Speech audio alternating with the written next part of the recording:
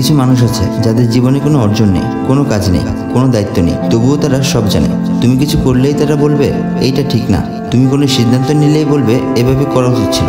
তারা নিজেদের জীবনের হিসাব দিতে পারে না, কিন্তু অন্যের জীবন নিয়ে বড় বড় বিচার করে। এরা এমন এক শ্রেণীর মানুষ যারা সারাদিন সময় নষ্ট করে অন্যের জীবনের বিশ্লেষণ করে। তুমি একটু পরিশ্রম করলে তারা বলে নাটক করছে, তুমি চুপ থাকলে বলে অহংকারী, তুমি সফল হলে বলে ভাগ্য ভালো, তুমি ব্যর্থ হলে বলে আমি বলেছিলাম। তাদের কথায় যুক্তি থাকে না, থাকে হিংসা।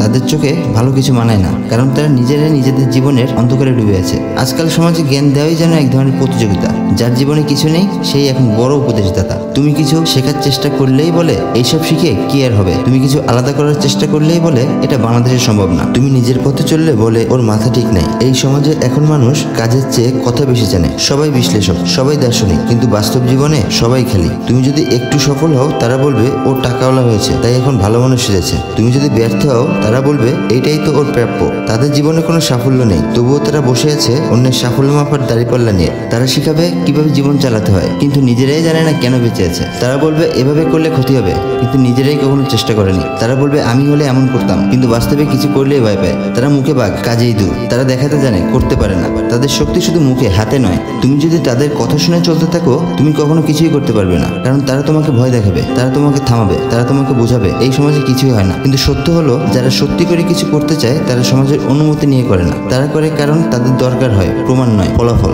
মজার ব্যাপার হলো এই জ্ঞান বিক্রেতারা নিজেরাই জানে তারা কিছুই না, তবু অন্যের জীবন নিয়ে মন্তব্য করতে ভালোবাসে, কারণ অন্যের সাফল্য তাদের ব্যর্থতার আয়না। তুমি যত উপরে উঠবে তাদের হিংসা তত গভীর হবে। তারা কখনো তোমার চেষ্টা দেখবে না, তারা শুধু খুঁজবে ভুল, কারণ অন্যকে ছোট করে রাখাই তাদের একমাত্র আনন্দ।